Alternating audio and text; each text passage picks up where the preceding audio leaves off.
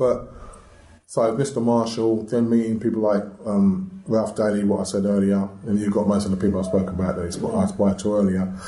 But later on in life, when you have your own children, you try to instill a lot of positive things about being black through the way you bring them up, and just try and point them in a direction. And what it is with children, a relationship with parents is, in my case, was I'd constantly say things, like a drip, drip, drip, constantly say things. And my children would be like, oh, Dad's off on one, Dad, and all that.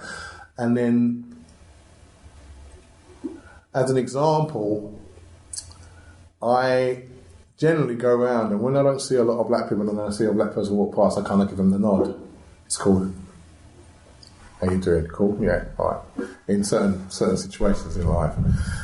And it'd be like my daughter or my son, or they'd say, why'd you do that?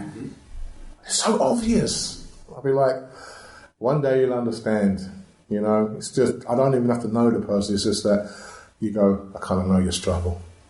I know what you've got to deal with. Connection. There's a connection. It may be the wrong connection, doesn't matter. There's a connection. Somewhere in your head is saying, you need to nod at this person just to acknowledge that I know what's going on. You're not the only one in the village mentality from there. And then when my daughter went to university, she became part of the Black Caucus there at university. Then she became the head of the... I was like, what's going on here? She was like the head person of the Black Caucus, or Black Students Union and all that business at Winchester. And she'd be like, Dad, I understand now. I understand. I said, well, you know, all I'm trying to do is feed you so you've got some understanding of what's actually going on as you get older, you know. And that has an acknowledgement there.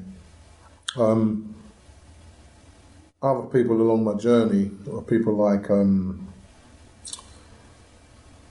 Bill Ingram. I spoke about him, but the reason why I'm speaking about him again is because he was the man who started the football team that I mentioned earlier, called Sturnold United.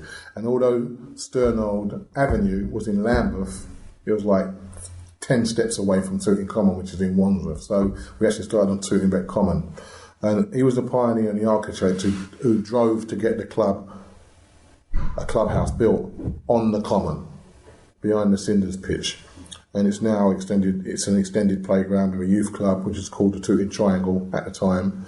And that's where I had an office as the voluntary sector development worker as part of the youth service. So I haven't really fallen far from the tree. South London, Clapham, Brixton, Balham.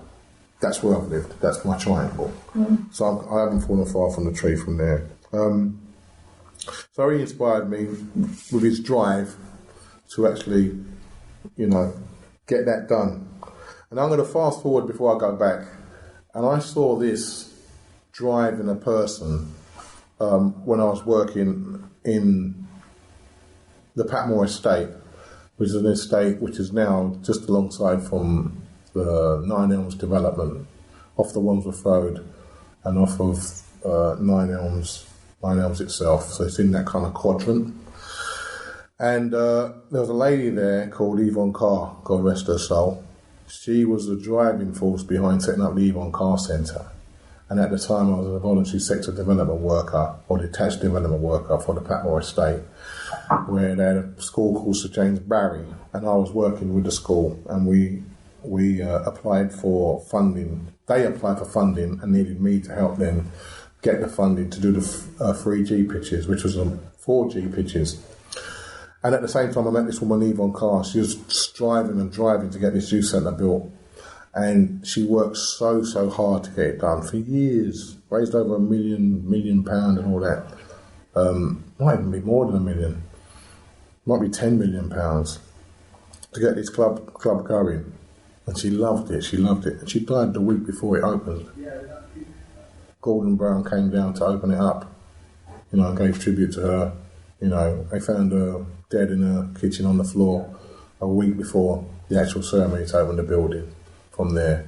So that was, to me, that was inspirational, but it also showed me when you overwork yourself to try and get something done, you forget about you and the thing that's driving you drives you to the point of exhaustion or whatever. She lived her dream though. She lived her dream, but she didn't see the results. She didn't see the fruit of her work. And I never wanted to be one of those people. I want to work, but I want to be able to. I've got my kids, I've got my life, I've got my wife, I've got my house, I've got my this. Make sure that you don't give 100% to anything in life.